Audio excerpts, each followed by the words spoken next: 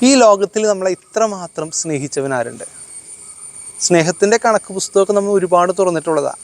ഞാൻ സ്നേഹിച്ചതുപോലെ എന്നെ തിരിച്ച് ഇത്രത്തോളം ആരും സ്നേഹിച്ചിട്ടില്ല.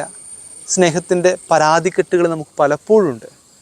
പക്ഷേ കുരിശിലേക്കൊന്ന് നോക്കിയ സ്നേഹമുള്ളവരെ, ചങ്ക് കുത്തി തുറന്ന് ആ സ്നേഹത്തിൻ്റെ ആഴം കാണിച്ചു തന്ന ഈശോയെ നമുക്കതിൽ കാണാൻ സാധിക്കും. ദൈവത്തിൻ്റെ സ്നേഹം അത്ര വലുതാണെന്ന് ഈ കുരിശിലേക്കൊന്ന് നോക്കിയാൽ നമുക്ക് കാണാൻ സാധിക്കില്ലേ? ഈശോയുടെ തിരുഹൃദയ തിരുനാൾ ആഘോഷിക്കുകയാണ്. സ്നേഹത്തിൻ്റെ ഭാണ്ഡക്കെട്ടുകൾ, പരാതിക്കെട്ടുകളൊക്കെ നമ്മുടെ കയ്യിലുണ്ട്. എത്ര സ്നേഹിച്ചിട്ടും തിരികെ ലഭിക്കുന്നില്ല എന്നുള്ള വലിയ സങ്കടങ്ങളും മുറുമുറുക്കുകളൊക്കെ നമ്മുടെ ജീവിതത്തിലുണ്ട്. മാതാപിതാക്കൾക്കുണ്ട്, മക്കൾക്കുണ്ട്, ജീവിത പങ്കാളിക്കുണ്ട്. ഈ സ്നേഹത്തിൻ്റെ കണക്ക് പറഞ്ഞിരിക്കുന്ന നമ്മൾക്ക് കുരിശിലേക്കൊന്ന് നോക്കിയാൽ ആ സ്നേഹത്തിൻ്റെ ആഴം നമുക്ക് കാണാൻ സാധിക്കും.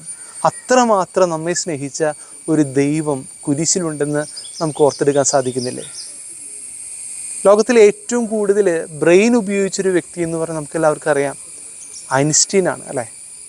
അദ്ദേഹത്തിൻ്റെ ബ്രെയിൻ ഇപ്പോഴും സൂക്ഷിച്ചു വെച്ചിട്ടുണ്ടെന്നാണ് പറയുന്നത്. അത്രത്തോളം ഇന്ന് മനുഷ്യർ ഉപയോഗിക്കുന്നില്ല എന്നുകൂടി വലിയൊരു സങ്കടമുണ്ട്.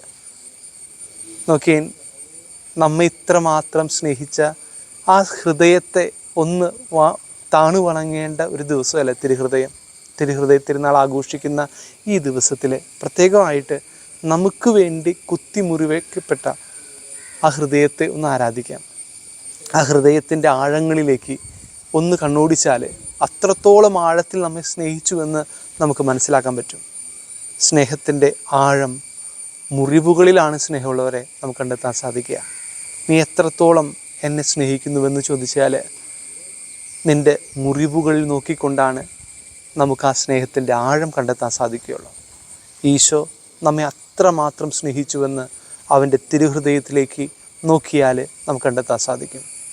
മുറിയപ്പെടട്ടെ, നിൻ്റെ മുറിവ് കണ്ടിട്ട് ആ സ്നേഹത്തിൻ്റെ ആഴം മറ്റുള്ളവർ കണ്ടെത്തട്ടെ. ഈശോ എവരെയും സമൃദ്ധമായി അനുഗ്രഹിക്കട്ടെ.